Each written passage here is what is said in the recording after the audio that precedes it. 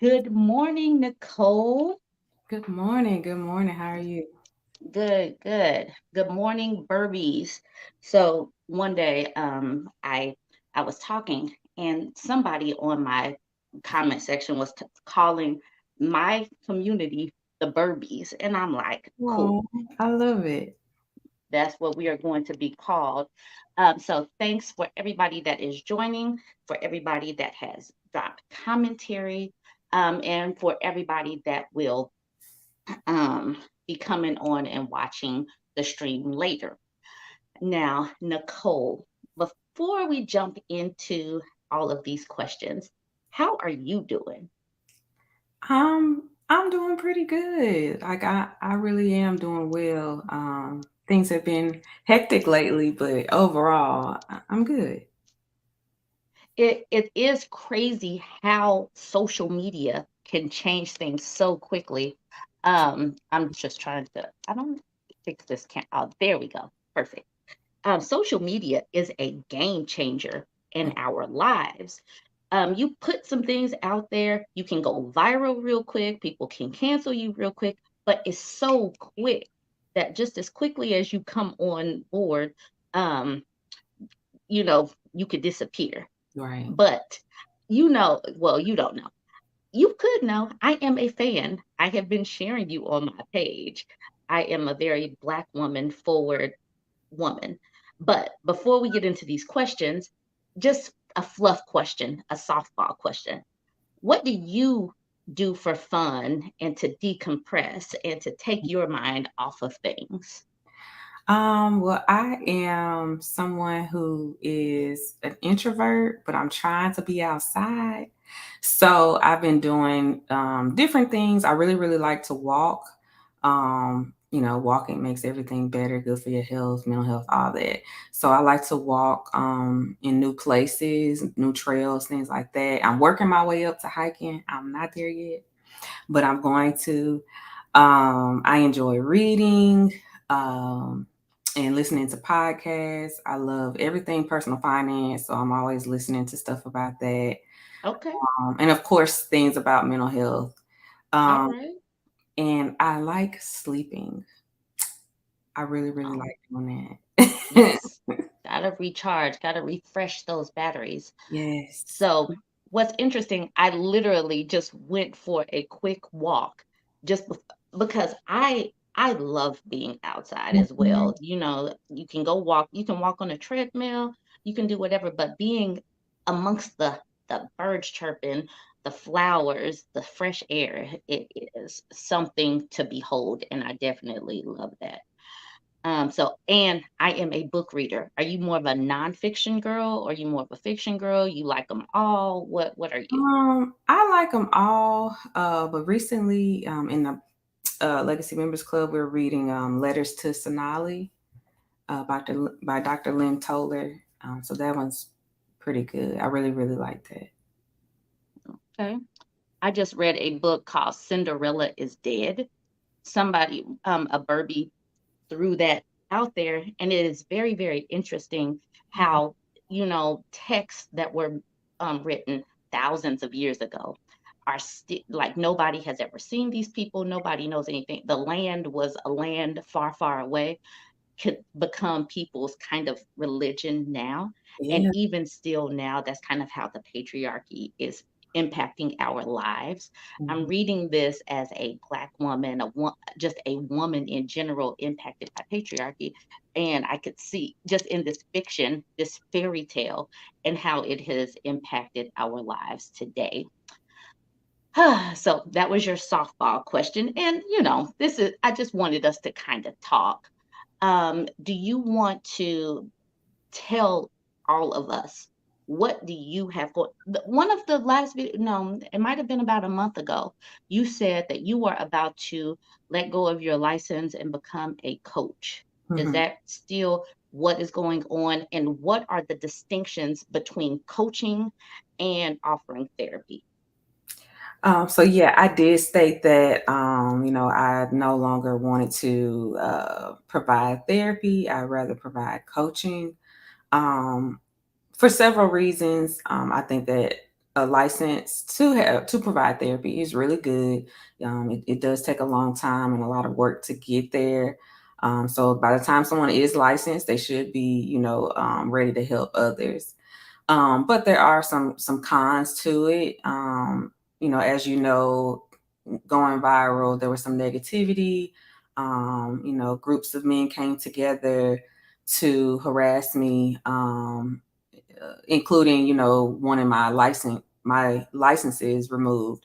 So, they made reports and stuff like that, and it just kind of got me thinking that I don't like to have people have so much power over me, and not just the guys who were reporting me. I mean, like a licensing board, because if they agreed with these men, then I just don't have a license anymore just Right. because someone complained about me. Right. Um, so that was a lot of the decision. I still do provide some therapy to my clients, because I am fully licensed. I didn't lose any licenses because of that stuff. So I do still provide therapy, but I'm taking on new coaching clients. So the difference between therapy and coaching, sometimes there's a fine line, sometimes there isn't. So a therapist can be a coach, but a coach can't be a therapist. A Okay. therapist goes through school, has a master's degree, usually is licensed, and can diagnose you with a mental health disorder, and can provide a treatment plan, um, and work through some of those traumas you may have experienced. So, a coach is more likely to work with the present and maybe the future. So, if you have some type of goal you're trying to reach, a professional goal, or some people like to get into better shape for themselves, and they have blockages. A coach can help with that. Try to figure out what's going on with them. So not so much into the trauma when it comes to coaching, but more goal oriented. Okay. So, back in the day, back before I became a stay-at-home mom and wife, I was actually a certified personal trainer. And what was interesting about being a personal trainer, when I first became a personal trainer, I was like, cool, I'm going to help people. I'm just going to jump in. All you have to do, you see what a person, what a level that they're on, you give them their food journal, you talk about their fitness goals, and then bam, you help people.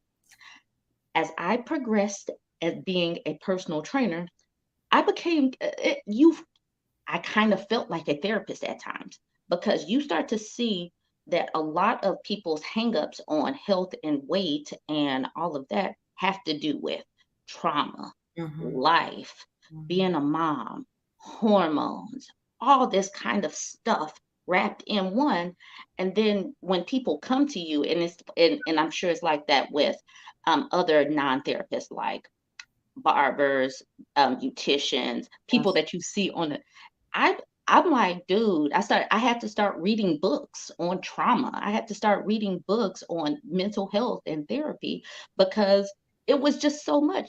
I could Mhm. give people exercises all day. I could say do 3 sets of lunges, eat 2 salads a day. I could say all of that. But it doesn't really matter if people are still living in the loop of something that their mother did 20 years ago, something that their dad did 15 years ago. You can't change people's health until you change their minds. So, do you have anything to speak to health overall? You said you're into walking. Obviously, you're into mental health, but where's a connection that you can see?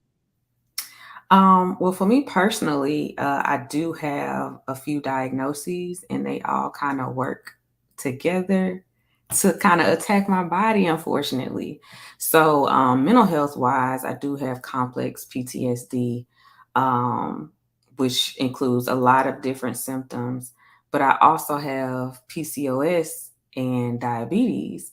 So, sometimes my hormones will work against me, not just estrogen, but my stress hormones. If I work out too much, or if I do like a hit workout, that is going to Mm-hmm. affect the stress hormones in my body, making my PTSD flare up. Even though I'm Okay. thinking I'm doing a good thing for my physical health, my body's like, oh no, any type of stress, we're not doing that. So Okay. um I have to be mindful of, what I'm doing. So it all works together, whether you have a physical health problem or a mental health problem or Yes. financial, physical health, all that stuff, spiritual health works together. And so it goes beyond just a simple question of are you depressed or are you anxious? It's, have you been taking your medication for your diabetes? Um, have you been sticking to your budget that you said that you wanted to stick to? Yes. So all of it works together. And it's really, really fascinating. I just love the work that I do. So I am actually putting out a book. Hold on real quick. Hold on. Okay. I don't know if you've caught any of my videos, but I wrote a book called Ashy Men Will Make You Fat. Mm. And I know that that title is kind of jarring, but it goes into play with everything that I talk about as far as the cortisol level, your stress level impacting your mental and your physical health can be impacted, your financial health can be impacted by a bad relationship, all of that. So talking to you honestly just confirms everything that I have put in that book. Yeah. But also talking to you and you're hundreds of miles away, and even though you're in a different field, I can feel the connection because we just see things from a black woman's standpoint. Mhm. But so I just wanted to do that shameless plug. And at this juncture, do you want to tell people your website? Are you taking people on to your new website, the Legacy? What is it? Legacy? For my private practice for clients, it's called Legacy Wellness Services. That is the website. That is the title of the business. But for my membership for Black women, it's called Legacy Members Club. As you can see, I like legacy, generational wealth. Not just talking about finances, but mental health wise. I think that it's important for us to heal ourselves so that the next generation can be even better than us. So, if someone wants to work with me, they can go to legacywellnessservices.com. Or if they just want to be in the membership, they can go to legacymembersclub.com. And well, how much is the membership? What's the price point? So the membership is $39 a month. There are some scholarships that are available that Wow. are on a first come, first serve basis. You just have to send an email to admin@legacymembersclub.com. And we Wow. will try to get you a promo code so that you don't have to pay anything for at least 1 month.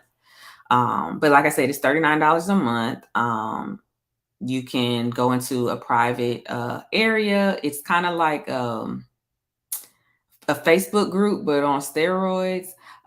They're like areas you can go to. You can chat with people. There's guided meditations there. We've had a couple of webinars in the past month on navigating healthy friendships and using your voice as a Black woman. And our next webinar is on August 14th. And I will be giving that webinar on deconstructing the strong Black woman schema because it affects us so much.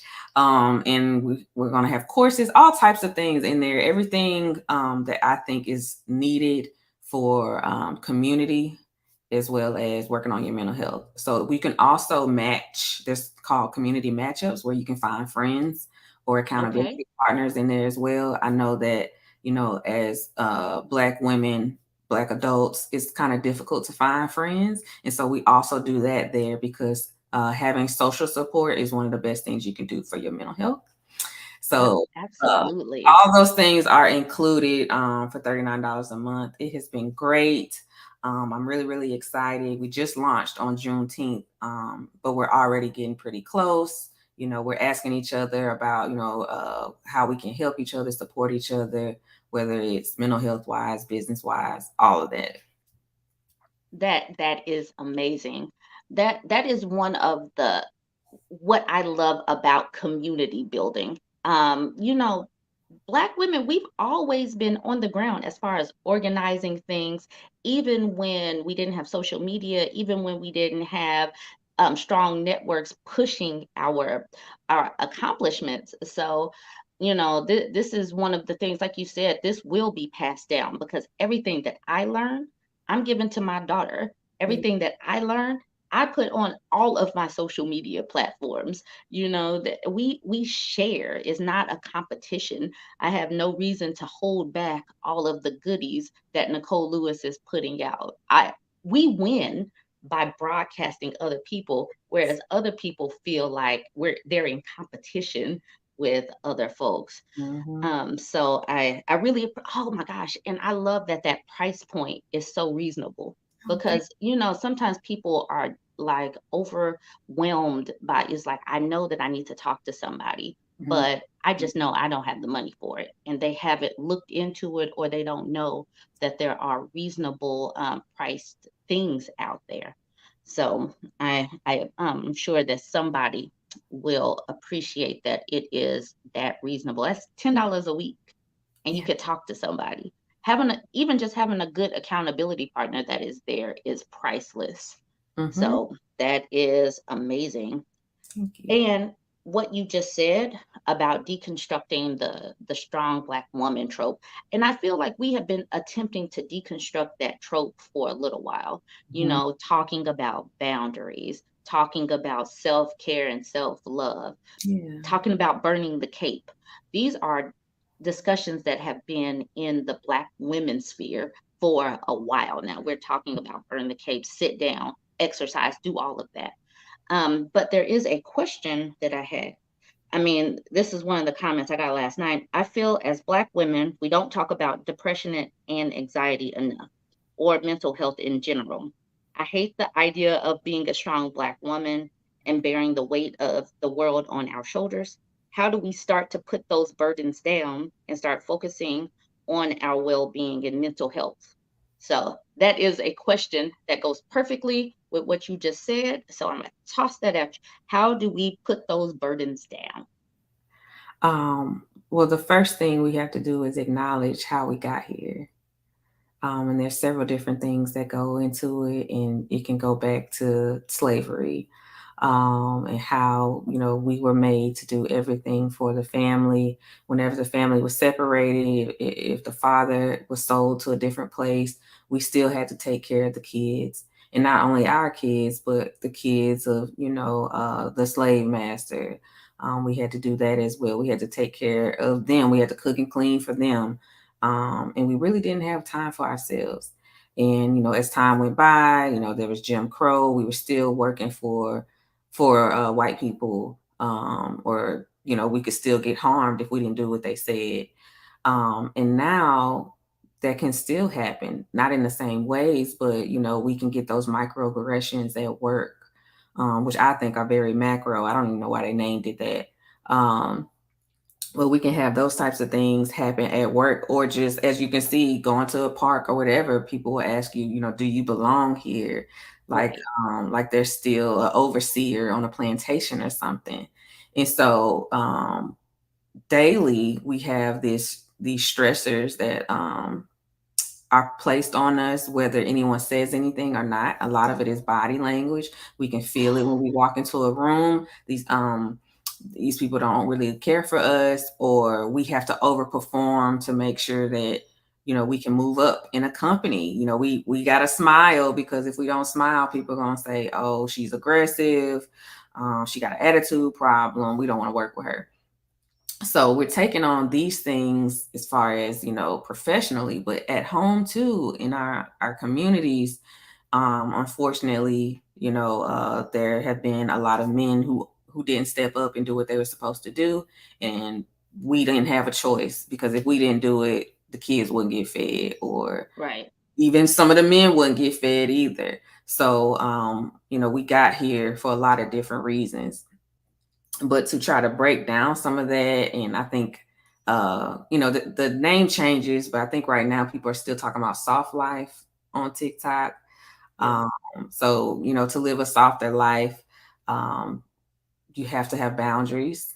You have to know when to say no to somebody, and that's a complete sentence. You don't have to explain yourself. If someone asks you for a favor, you can say no, and they'll be like, "Well, why?" You don't have to explain if you don't want to, but you can.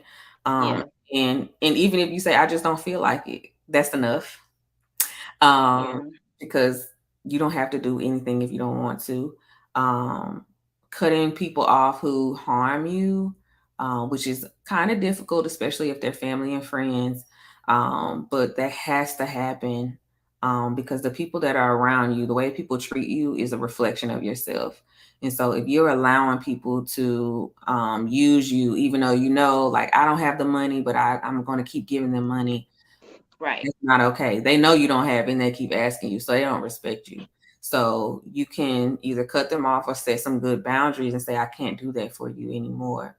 And that may be difficult for some people to hear because they're used to you being there for them. And they might say, you changed, you're not the same person. Yeah, I did change. I'm not the same person. I'm somebody who cares about me, and I'm going to put my needs first so that I am better able to help you. So Yeah. we have to cut those people off. We also have to allow ourselves to feel the feelings. So we try to say, I'm being strong for my kids. I don't want them to see me cry or something like that. And I get that, but if your children never see you cry, they will never know it's okay to cry. Right. So you don't have to. And we need to be able to experience emotions so that we can have the emotional intelligence to know how to work through situations. Yeah. We're all going to get mad, we're all going to get stressed, we're all going to get frustrated. That's life. How Mhm. do you work through those things without completely just giving up, shutting down, and going into a little hole? That's where people like have being angry, being passionate, being all these things are not bad things. Anger could be a fire starter. It can start a movement. But if you just stay in that situation of anger, that's where the issue goes. I mean, awry. So that's where, it's like, yes, maybe I am angry, but anger is the appropriate emotion for this particular situation. And Mhm. it has caused me to act angry, but I am not an angry woman. So Yeah. that's where people are conflating two different things. Thank you for that. So just an FYI, I do have to do a hard stop at 10 o'clock because boundaries means that I am able to go and do things like swim lessons with the kiddos. So for the Burbies, for the community that sees this at the end, there will be a hard stop. So I'm going to get to more of these questions. This woman said, how can we find more affordable therapy? And you have already answered that. Go ahead, plug your website one more time. How can we find more affordable therapy? So if you would like to work with me personally, or any other therapist, and you're a Black woman, you can apply for scholarships or vouchers at the lovelandfoundation.org, or Black Girls Smile, I think it's .com. They both have vouchers that will help you pay for therapy. Each voucher is worth up to $120 per session. So if you apply for those, they generally have like a quarterly thing. So you might have to get on a wait list, but I've never heard of anybody getting denied. So you can use those vouchers. I do accept them. You'll have to find other therapists who accept them. But if you go on those websites, they have directories telling you which therapists take them. And as far as, not seeing a therapist, or just want extra support, you can join the Legacy Members Club at legacymembersclub.com, where we have a membership that's $39 a month. And it's a safe space for Black women to heal and thrive. It's not just for people who don't have a therapist, it's for extra support as well. So whether you have a therapist or not, I think it's very useful, um, because it's extra support. You don't have to wait on somebody. There's always somebody online who can talk to you. There's I am the founder of it, but there are other coaches and therapists in there. Okay. Um, and they're not directly helping, but they do answer questions often. We have a section where, ask the community if you have any type of question about mental health. There's several people that's there to answer it. You can also privately message them if you need to. Okay. All right. So I got another question from Ebony Goddess. She says, in a perfect world, what is your vision for Black women of different socioeconomic walks and classes of mental health? So, what is your vision for Black women? I love that. In a perfect world, Black women would not even think about putting a cape on. In a perfect world, we would just be, and we would have excitement and joy in our lives. We would have rest. We all would have good sleep hygiene and get enough sleep. We will all be able to order food if we don't feel like cooking. Right. We will all be able to shop whenever we want to shop. Um, so underneath all that, we would be financially stable, Right. without having to overwork ourselves. We would be able to spend time with our loved ones, pour into them, teach them all the great things that we know. In a perfect world, we would have good coping mechanisms. I can't say we wouldn't have any mental health problems, but if we do have some, we know how to deal with them, and it doesn't, affect our daily lives. Absolutely. And how you behave, how you act and react when you're in survival mode versus, thriving is so completely different. The decisions that you make when you're in survival mode can be the decision of something that's bad and something that's terrible. Right. And so sometimes, though, we have to take a step back and forgive our former self when we were acting from a position of survival mode, and then acknowledge, okay, now I can breathe. Yeah. Now I can make different decisions.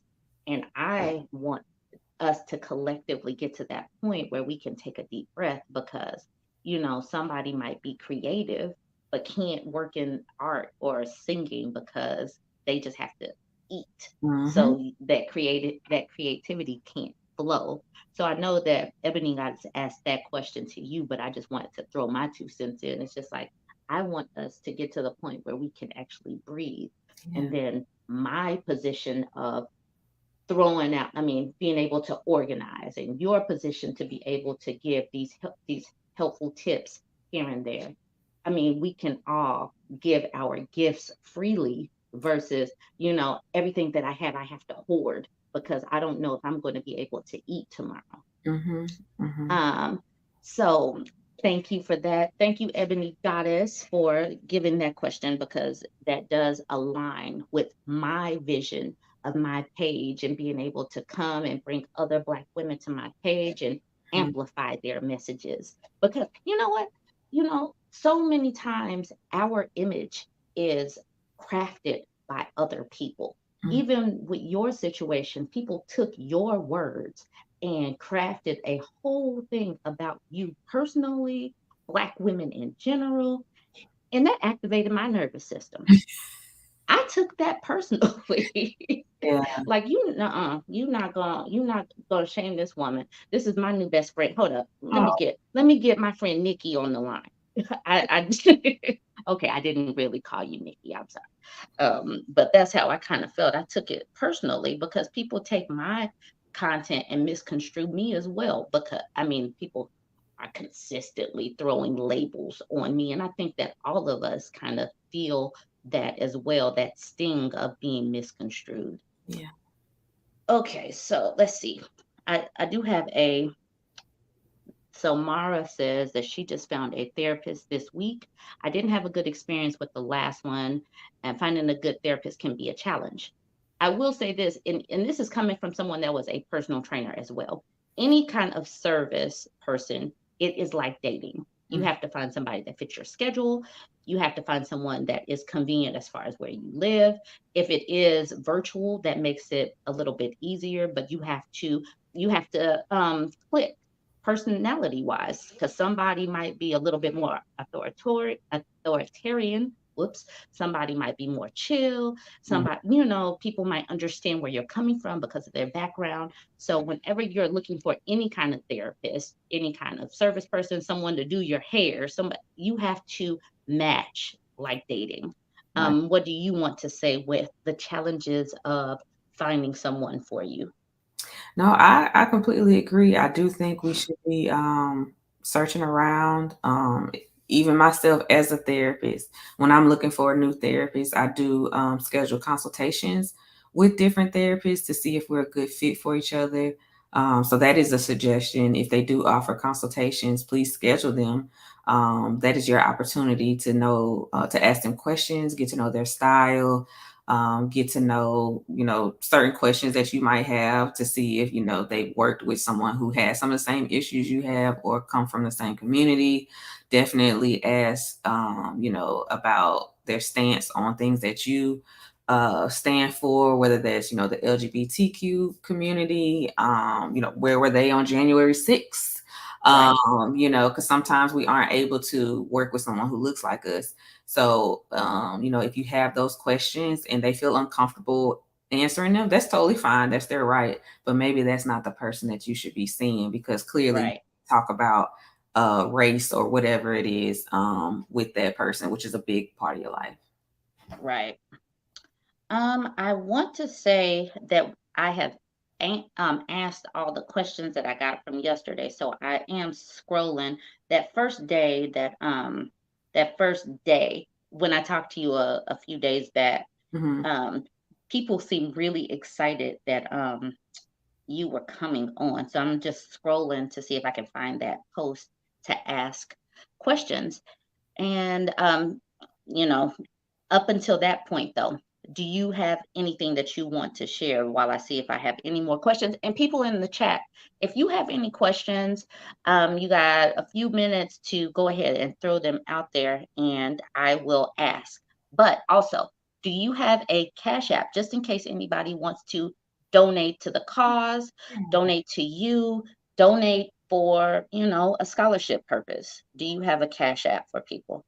Yes, I do have Cash App, but I also do have a link if people want to donate for the scholarship. So if you follow me on any platform. My name is Nicole Lewis, LCSW, and there's a link in all of my bios. You can find a link to donate for the scholarship.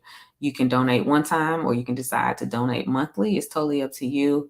All of those funds go directly to people who are unable to pay for the membership.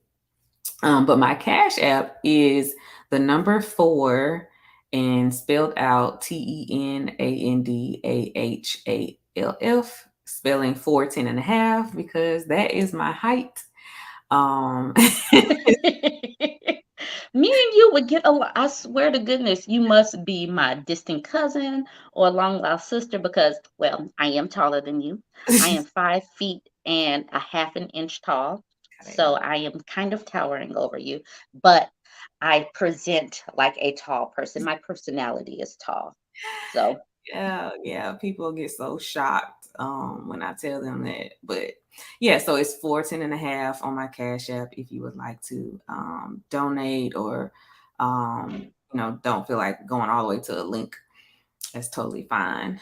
Um, like I said, those donations will go directly to people who are unable to pay for the membership. I believe that everybody deserves access to care, which is why there's a scholarship, which is why it's at a low price point.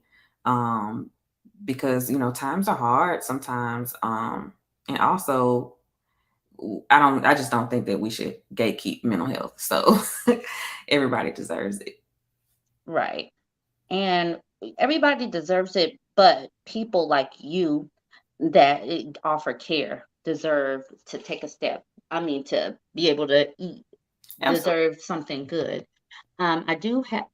So when I first started up with this, I take people's stories and I use them to you know start discussion, to start communicating, to teach a lesson or whatnot. And um one of the things that I did, I I would read people's stories and I would be so impacted, like, oh my goodness, I need to sit down for a moment. I need some tea.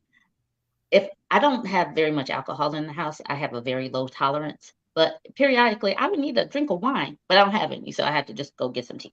So, what do you do to stay even? Because taking on people's stories, even just reading people's stories, can impact my mental, can activate my nervous system. Yeah.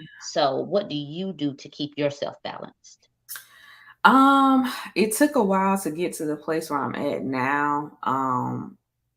It doesn't usually bother me anymore, because I have a lot of good emotional boundaries.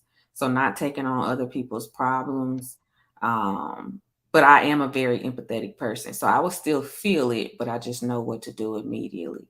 So when I am in session with clients and they're telling me, some of the difficult things they've experienced, I hold space for them. And I just have to know that this isn't about me at the time. And of course, these things are sad, um, but I have so many other things to focus on while they're telling me this. I have to put the pieces together, try to think about how this happened at this point in their life, what was going on when they were 3 years old, because they keep bringing this part up. So I have a lot to do. I don't have time to feel sad during those moments. But afterwards, I'm processing and I have to, do my progress notes and stuff like that. And that part can be a little bit difficult because I'm rehashing, I'm opening up myself to that again. Like, okay, this person stated that after this experience, their life just was turned upside down. I really hate to hear that. I hate that this Black woman had to experience this, because generally this stuff is like unprovoked. So it kind of like angers me, like, why are these people trying my clients, first of all? Not my clients. But I'm a little overprotective. And so it kind of upsets me that people mistreat them, but I have to do what I have to do. And so I will finish the note, I will process, I will journal. I have my own therapist that, I process things with, especially if, I feel like something is too close to home. And that's super, super important too. That's one question you can ask future therapists that you're looking to work with is, what do they do? Do they see a therapist? How do they cope with everything? Because I think that's important that we have someone to talk to as well. Um, like I said, I like to walk, so that helps me clear my mind. And I do, some prayer, because sometimes people are just experiencing things that a therapist cannot help them with. If a client tells me, they can't pay their bills because they don't have enough funds, I can't help them with that. I can provide them with resources, but I can't directly help them. And that saddens me because, like I said, I think we all deserve the soft life and, not have to worry about things. So I have to do a lot of work on myself to make sure that I'm not taking on other people's problems. So Yes. So Ebony Goddess had another question. Can you ask, do you think that teen Black girls should get into therapy? absolutely. Yes. Um, I think teen Black boys, every teenager, every child, no matter the gender or race, I think we should start them up early. My child started therapy at 6 years old, because I noticed some different behaviors, headaches and tummy aches all the time. So, Right. Okay. a lot of the times we'll say, oh, they just don't want to go to school. That's why Right. they saying they got a tummy ache. But my baby loves school. So I'm like, something ain't right. Right. And so, as a therapist, I could pick up on that. And so hopefully if anybody's listening, if you do have a child that is constantly having body pains, uh, it may be some anxiety. Maybe they're scared of, getting bullied or something like that. So even if you don't identify that there's any issues with them, it's okay to get a checkup. They can just get a Right. simple checkup, just like they go Right. to their PCP. Right. And then teen Black girls, especially, because they're now probably already looked at as young adults. They don't smile or have an attitude. and they need to know that that is not what's happening. If they're feeling anxious or scared, their face might be blank. They don't know what to do. They're trying to think. So we all should have access to quality care. So yes, put your teen daughters in therapy if possible. They can apply for those vouchers as well. Now, this question is a good one, and I got a couple of good ones, so we're gonna have to do some rapid fire. Okay. Is there a rise in narcissism, or have they always been there and we're just getting wiser at spotting them? And is social media just amplifying them more? That Um, that last little bit is mine. so I think that narcissism has always been there. We just didn't have the language. Okay, So now people are more aware of some of their tendencies and they can spot them. I do think that some people are using the word incorrectly. yes. Because sometimes when people say, "Oh, that person is a narcissist," they're meaning that person is manipulative. That's not the same thing. You Uh, said they mean that person is what? Manipulative. Okay, Yeah, anybody can be manipulative. It means you're trying to get a need met. And you're not thinking about how it could harm that person. So anybody can do that. You don't have to be a narcissist to do that. But I think people are using that word interchangeably. But yeah. I do think that it's been around for a long time. I have a good one. I haven't seen this one. I'll come back to some of the other ones. How can we support plus size women's while supporting physical health without judgmental attitudes and shame from other women amongst us? Wow, that is a good question. That's a good one. I haven't seen that one. Thank you, Zandra. Yeah. So as someone who is in a bigger body than I used to be, this is something that I've had to work through myself. It's really interesting to see how people treat you based on what your weight is at the time. Um, so we need to always support people at any size, whether they're plus size, I don't know what to call it, middle size, smaller. Um, we need to be supporting them because, for one, we don't know what happened. They're a human being, so that's it. We don't need any Right. reasons to support them. But if they are in a bigger body, we need to be using better language. We don't want to call them, names. We have to be gentler. If we want to be soft, we need to treat people soft as well. And so if someone is in a bigger body, we don't need to tell them, "Hey, you need to lose weight." Like, I'm almost 100% sure they know that already, and not Right. just lose weight, because losing weight usually doesn't have to be the goal. It's your body's healthy. What are your labs looking like? Because you can be in a bigger body and still be healthy. So we need to stop assuming that people are unhealthy if they're bigger. So that's one way to support them. But if they are telling us, "Hey, I want to go on this lifestyle journey. Can you help me be accountable?" We can do whatever it is that they need. So we don't Yeah. assume. We ask them, "What do you need from me? How can I Right. support you?" And that's exactly what we can do, whatever it is that they ask us to do. And one of the things that I see as someone who is into health and wellness and been into health and wellness, sometimes people are um they get they get defensive to begin with. I think some of it is, people imposing their unsolicited advice on folks, and it causes that defense mechanism to pop up. Like pulled back on health and wellness content because I would always get called elitist, fat phobic, all these names.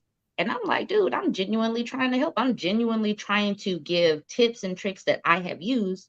So, because of other people consistently kind of hammering on me, I'm like, okay, never mind. I will pull back. I will do something else. I'm going to read Reddit threads. That's what I'm going to do. And then nobody gets help because some of us who do want to help, um, you know, it's like you have to find the precise language to Mhm. tiptoe around everybody's feelings. And it's just like, well, in the meantime, we are still suffering from the sugar diabetes. We got the pressure. A Yep. lot of these dialysis places are popping up in Black communities because a lot of people are on dialysis now. So it's like, okay, if you don't want to talk about it, then this stuff will continue to happen. And then, our children will keep on getting it's going back to the legacy conversation, because health and fitness becomes a legacy as well. Lack of health and wellness becomes a legacy as well. So what you pass on mentally, what you pass on financially, it all becomes part of your legacy, your family's legacy. Exactly. Um, okay. So someone made a comment. This isn't a question. A 15-year-old Black girl in Houston just unalived herself. Yes, teenagers do need therapy. Are you seeing a lot of this pop up? Is this a new? I hadn't heard too many Black girls and women doing that to ourselves. But now it seems that these stories are happening a little bit more. Do you see that in your professional view?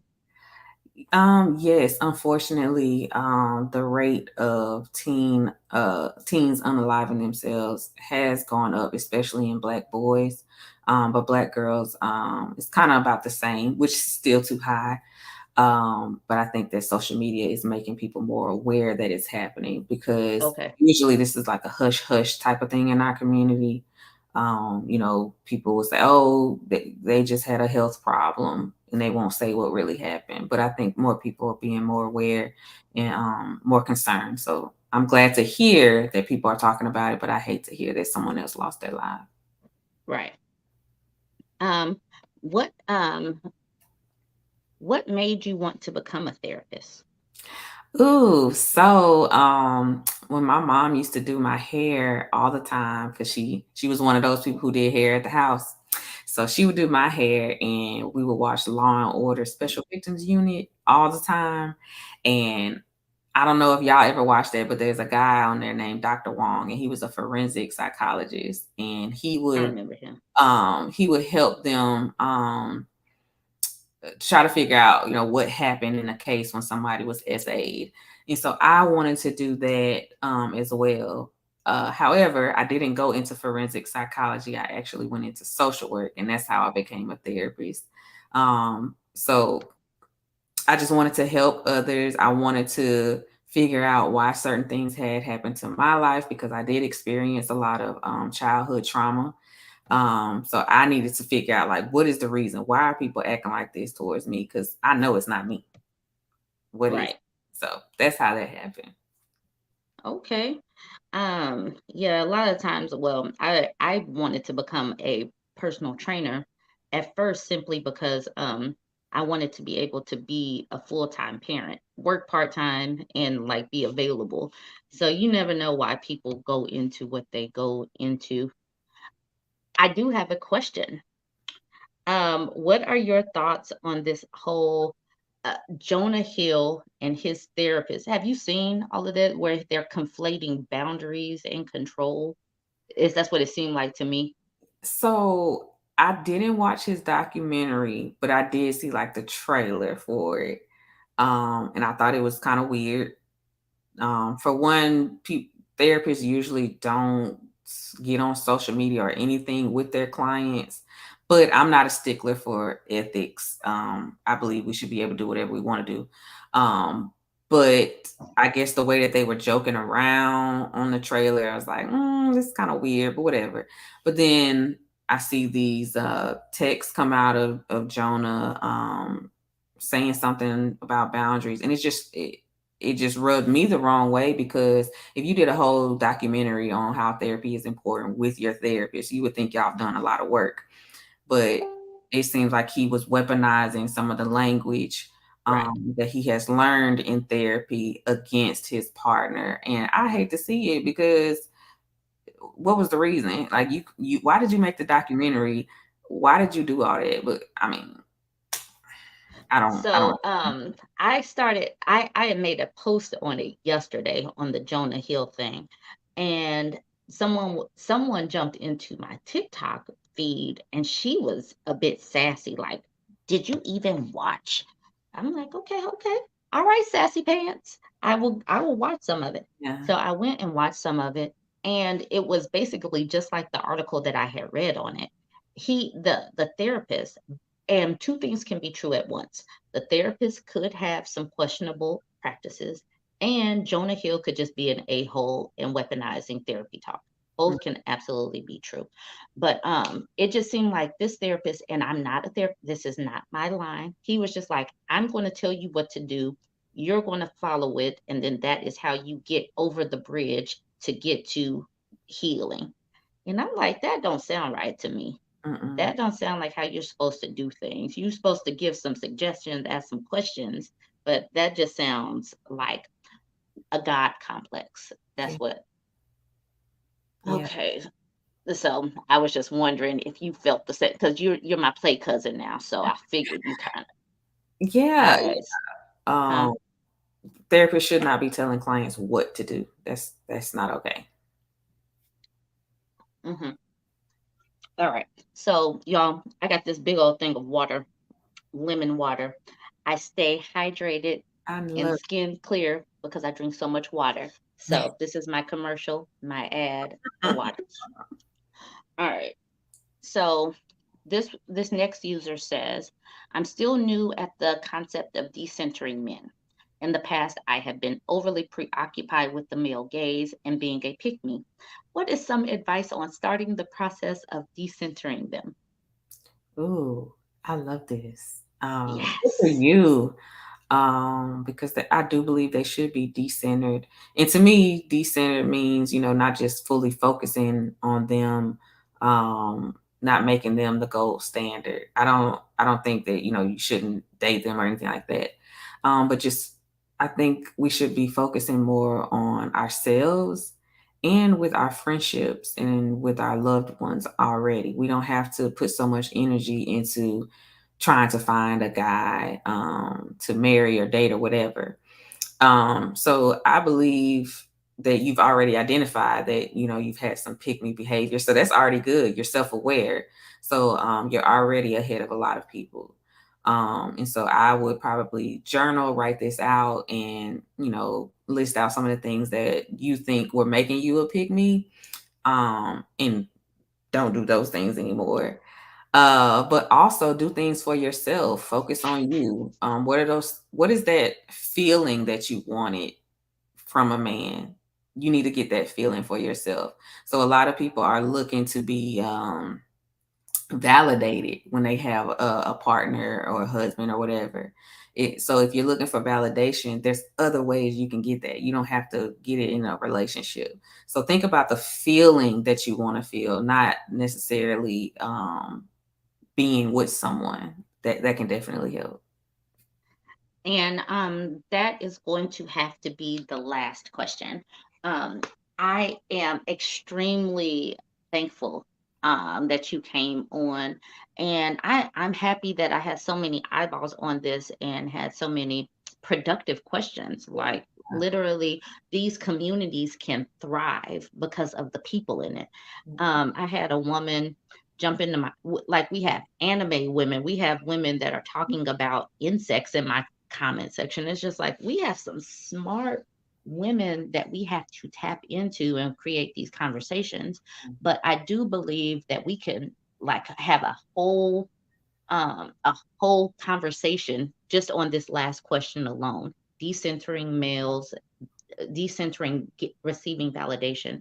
But I think that a lot of it needs to be deprogrammed so that we can reprogram healthy boundaries, being, worrying about the internal validation of our own selves and all that good stuff. So we could probably have a whole just conversation about that. Absolutely. Um, Thank you to the community for the eyeballs for jumping in here, and hopefully, you guys will keep coming back to these conversations because we have a lot to offer, and what we're doing right now is shaping our own narrative and our own. Um, we're creating our own stereotypes. We're not living into those images that other people have put on us. Um, so do you have any final words that you want to do? I'll give you the floor. Like I said, if you want to work with me, you can go to legacywellnessservices.com. But if you want to be in community with other Black women working on themselves or just want to have somebody to talk to, you can join the Legacy Members Club at legacymembersclub.com. We have a lot of fun in there. But I do want to leave you with a couple words, not just you specifically, but everybody that's here, that because you are breathing, that means you're worthy. There's nothing else that you have to do to be worthy of anything that you desire. And also, you are more than the sum of the things that have happened to you. Yes, I love that. And what has happened to you is not the defining point of you, because you can use that as your testimony. Yeah, I'm not religious, but they're like that your test will get to your testament, your mess will get to the message. absolutely. And you can help other people zig where they could have zagged, and we could keep on helping people cross over those bridges together. Yes. So, okay, well, I will see how the playback goes, see if there is a clamoring for you to reschedule and sit down for a chat. And we're going to keep on pushing your legacy membership Thank you. and keep on working to get us healthy mentally. I'm going to keep pushing to get us healthy physically. We're Yeah. going to get some financial people on here. We're going to talk about it all, because this is a community that we need to pull up, health wise all over the place. So, Thank you for having me. all right. Thank you for being here. And thank you, Burbies, for keeping your eyeballs on the channel. All right. I will see you guys on all of the other videos that I have planned, because I already have videos that are about to launch. Y'all have a good one. Thank you. Bye.